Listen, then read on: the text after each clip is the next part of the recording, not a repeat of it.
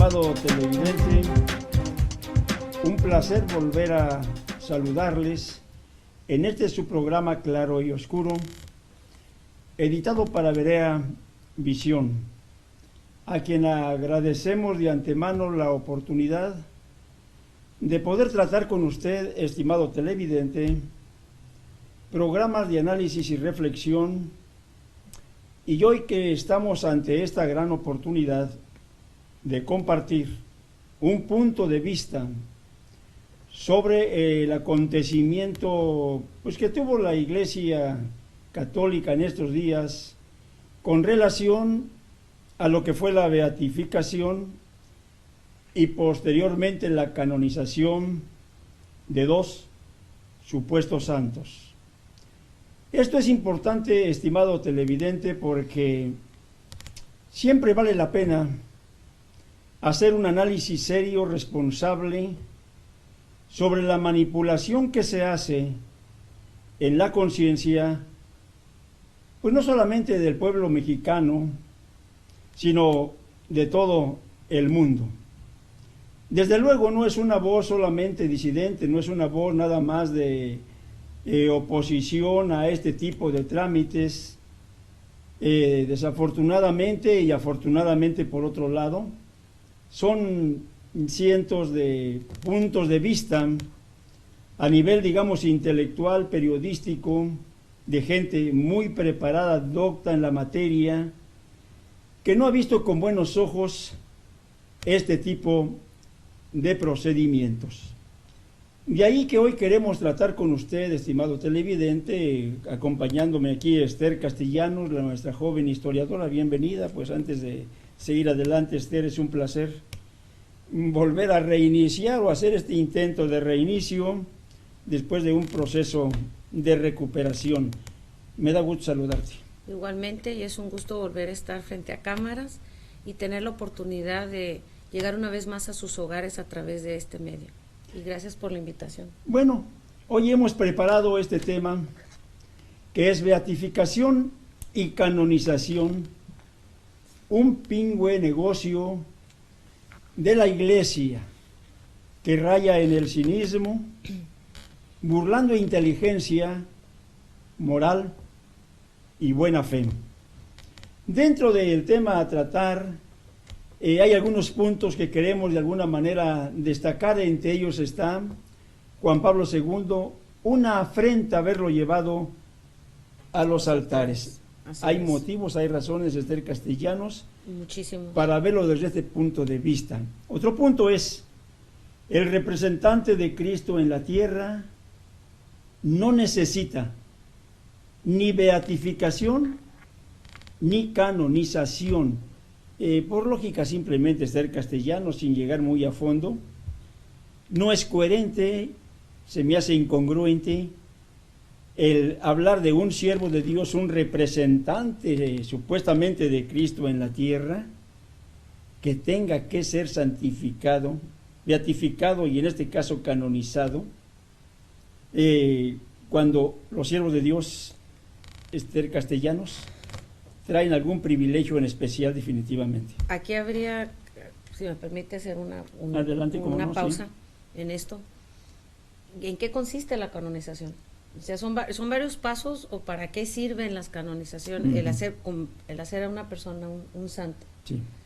Ciertamente no es un nombramiento, usted menciona, sin entrar en mucha profundidad, sí, pero ¿quiénes los declaran santos?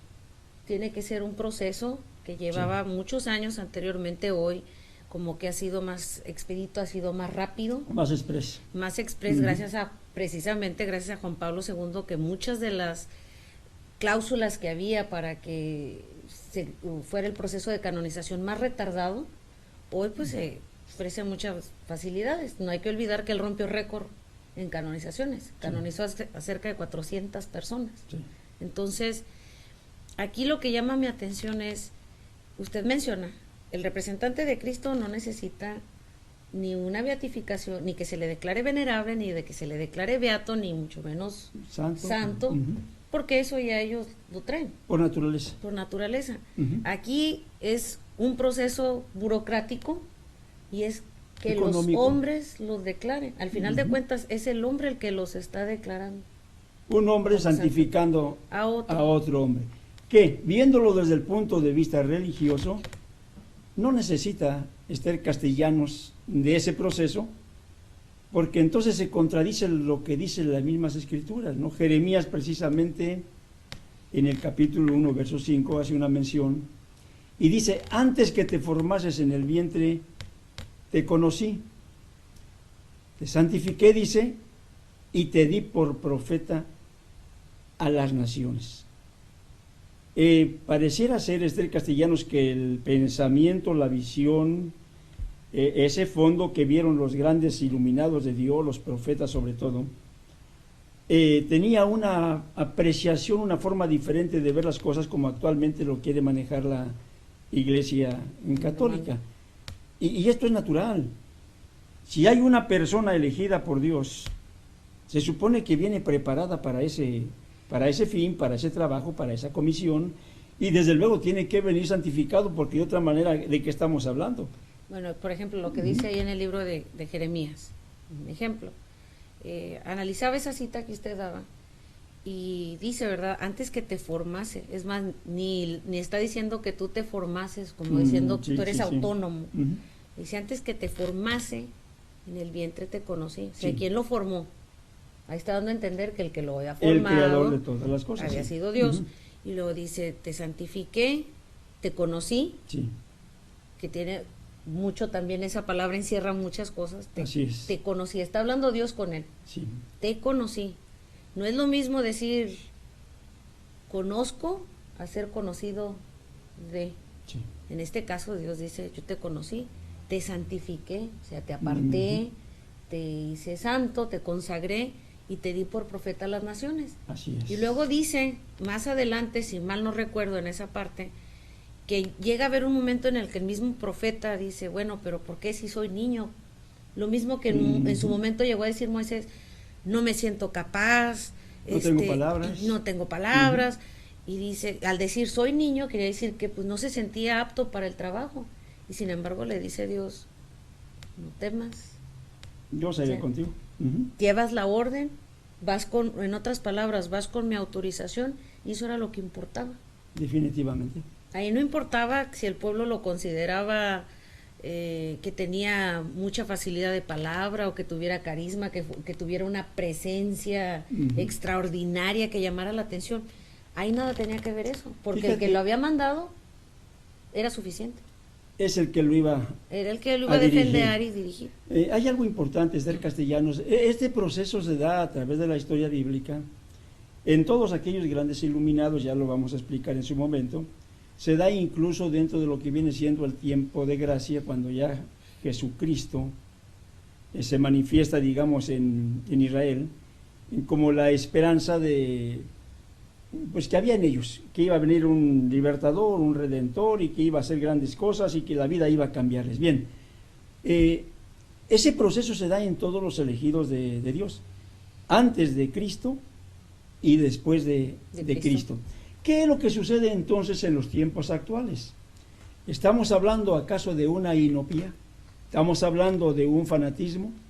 ¿Hablamos de un mercantilismo? ¿Hablamos de una corrupción? ¿De un engaño en todas las formas en que se le quiera ver, digamos, que se está dando tanto a la beatificación como a la canonización? Y es aquí donde entra, Esther Castellanos, nuestra reflexión.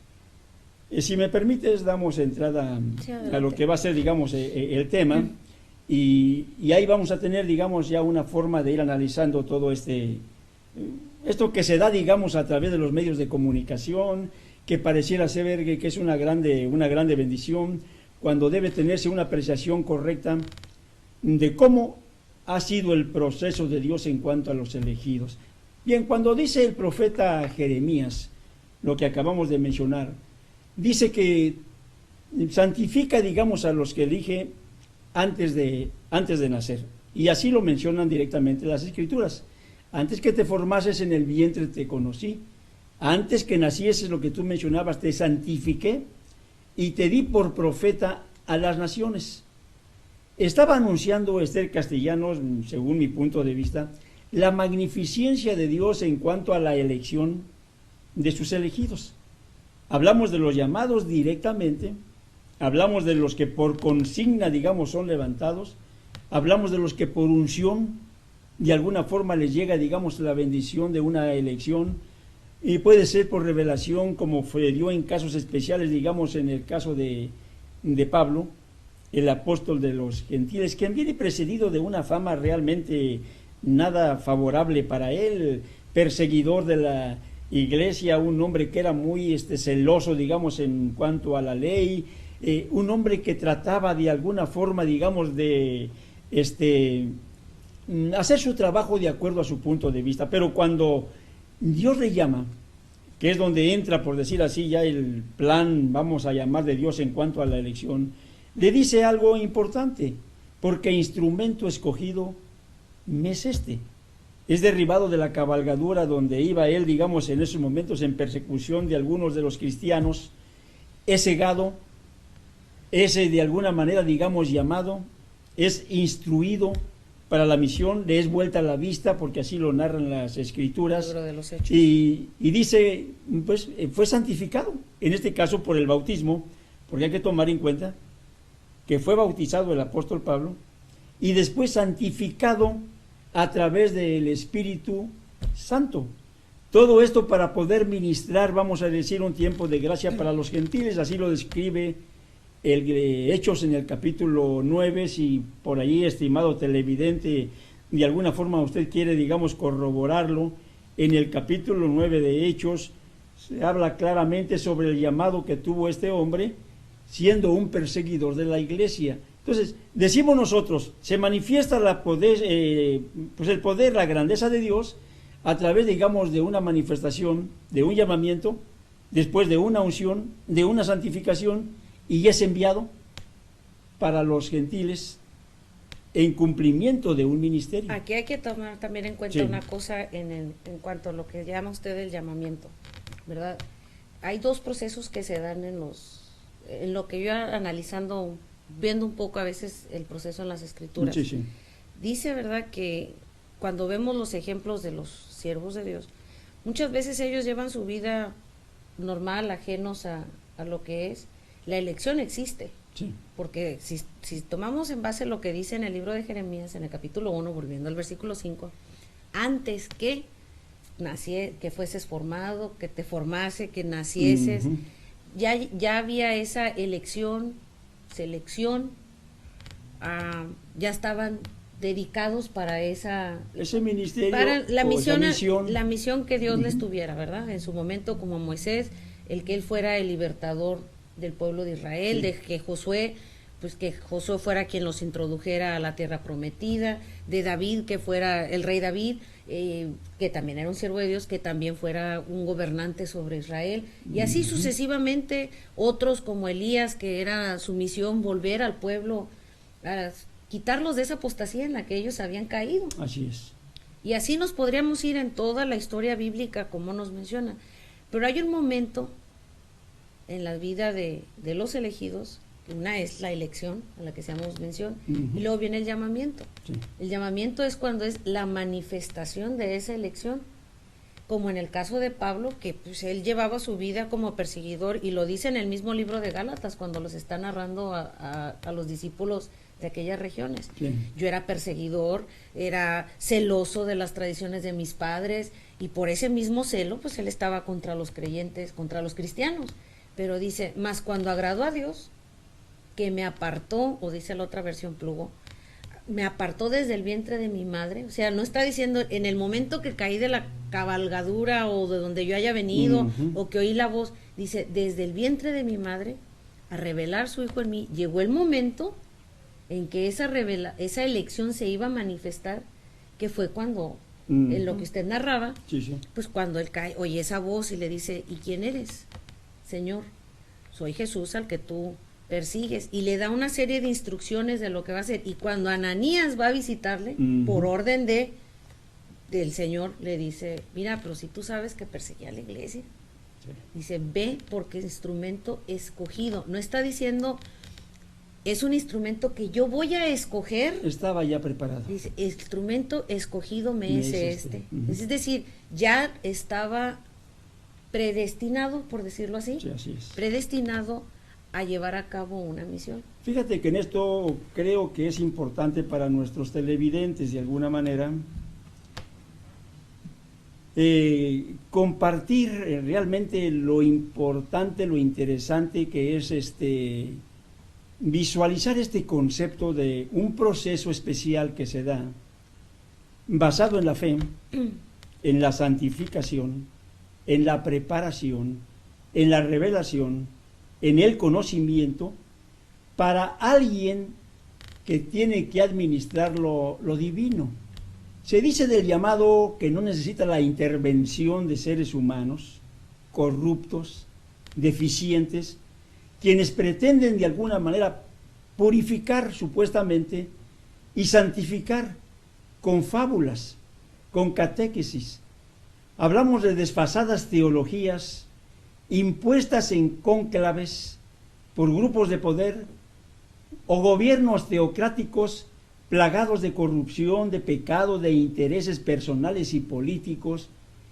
Entre estos, los pederastas, extraviados sexuales, quienes jamás, y esto es una realidad, estimado televidente, jamás podrán purificar con un mea culpa los pecados de quienes en su vida fueron corruptos, fueron hombres, vamos a decir, en el nivel que puedan estar sacerdotes, sean obispos, sean, digamos, cardenales, y siendo el mismo Papa, no se puede a través de unas simples palabras, con un mea culpa, pues poder redimir, digamos, la vida de sus antecesores. En este caso estamos hablando del papado, lo que quiere decir entonces, no sé tu punto de vista, que como fueron elegidos por los mismos hombres, Esther, castellanos, tienen que buscar la forma de purificarlos, santificarlos, beatificarlos, canonizarlos y elevarlos a los altares, porque simplemente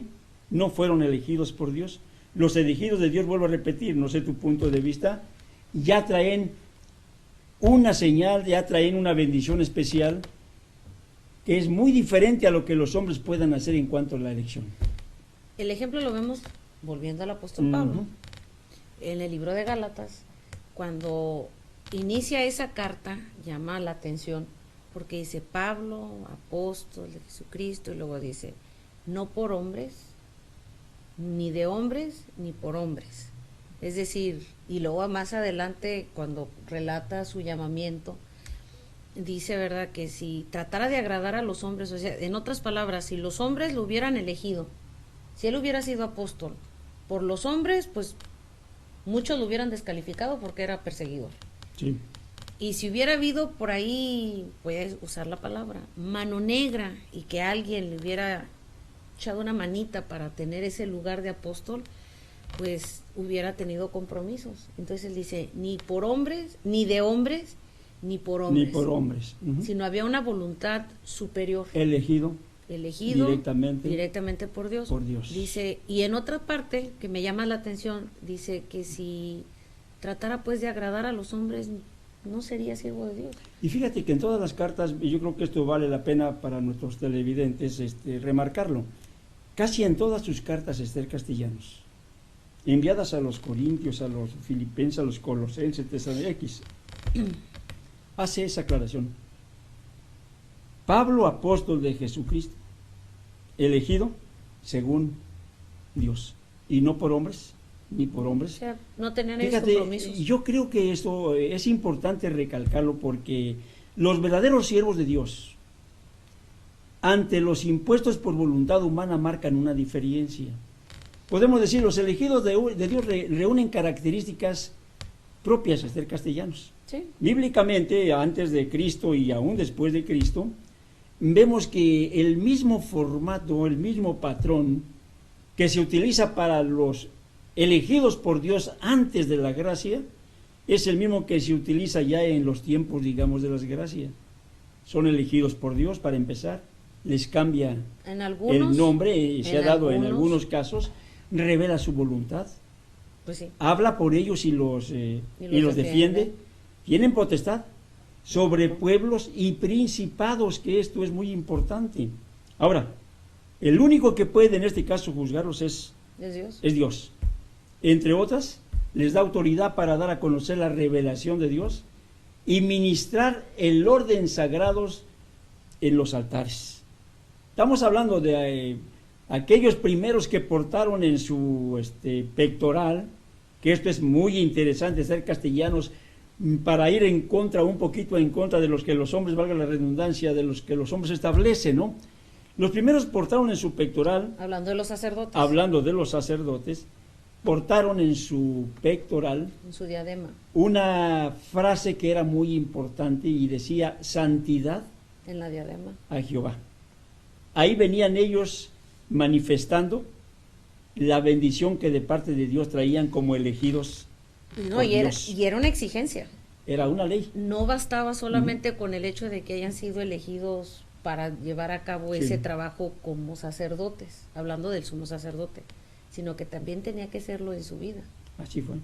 Santidad a Jehová, es decir, tenían que vivir de acuerdo a esa dignidad que ellos tenían. De tal forma que se formó una tribu especialmente para ministrar lo de Dios, o sea, y tenían reglas, tenían leyes de santidad.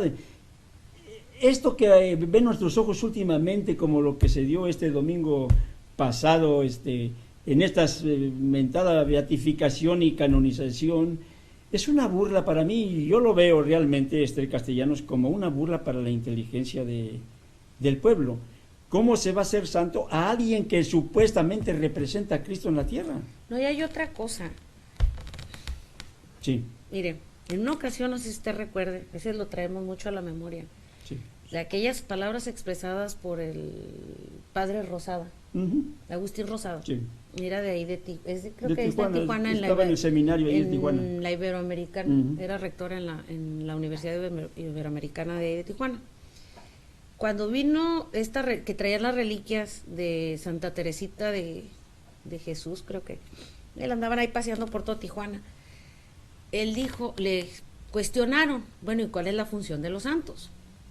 Dice, los santos están para echarnos una manita, para ayudarnos allá en el cielo, en lo que nosotros pidamos, interceder por nosotros. Cuando yo me pongo a examinar la historia de algunos, la vida de algunos santos, pues todos fueron menos santos, porque a veces dice uno, ¿cómo fue posible que pudieran canonizar a este personaje? Si este personaje a las claras era un psicópata, era un asesino en serie, ¿por qué se le santificó? Y está para echar una manita o para ayudarnos en nuestras necesidades, en nuestras peticiones delante de Dios? Pues como a veces decimos, compadre, no me ayudes con una persona así intercediendo por mí. ¿Cómo es posible, no? Pues cómo es posible. Sí. Y vamos a un caso concreto, ya que estamos hablando de papas. Sí. Está, por ejemplo, Pío V. Este personaje era, si mal no recuerdo su nombre de pila, era Miguel Gisleri.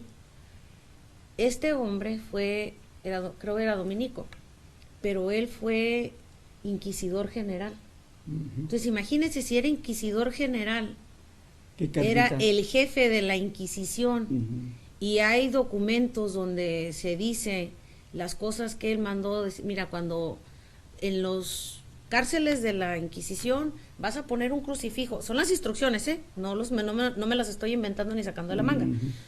Está esto en la historia de los reyes y los papas de Mauricio de la Chatre. Dice, vas a poner un crucifijo y vas a poner esta leyenda, cuán terrible es entrar a este lugar. No, pues sí, tenía razón, porque les estaba anunciando lo que les venía. Sí. Porque eran centros de tortura. Si eso hizo como inquisidor general, imagínese como papa lo que hizo. Proyectó, planeó, fue el autor intelectual de la matanza de la noche de San Bartolomé, donde murieron cerca de 100,000 personas. Él ya no le tocó verlo, porque murió en olor de santidad. Pero imagínese, proyectó ser el cerebro detrás de esa matanza. ¿Y qué fue lo que se ganó? Que esté en los altares. Estimados televidentes, vamos a ir desde luego en un momento más a un un corte técnico y vamos a continuar. Vienen puntos muy interesantes. Hablaremos sobre Juan 23 y hablaremos sobre Juan Pablo II y la grande incoherencia que se ha dado en estos últimos tiempos en el romanismo acerca de los supuestos santos que ellos han elevado a los altares. Pero cuando hablamos de la clase especial de los grandes iluminados de Dios, antes, digamos, del tiempo de gracia con Cristo, se vio, digamos, a Abraham, se vio a Moisés, a Jacob, a Samuel, a José, a Aarón, entre otros, que estructuraron los cimientos en Israel, los grandes siervos de Dios. Después, en el tiempo de gracia, con el Hijo de Dios y los apóstoles, dentro de un nuevo pacto para judíos y gentiles, una nueva estructura ministerial para suministrar la doctrina cristiana y los oficios sagrados, sin que el origen de la elección para los llamados al ministerio perdiera su esencia, su santidad, su perfección, su limpieza y consagración. Regresamos. Vienen puntos muy interesantes acerca de los personajes hoy beatificados y supuestamente santificados. Regresamos en un momento.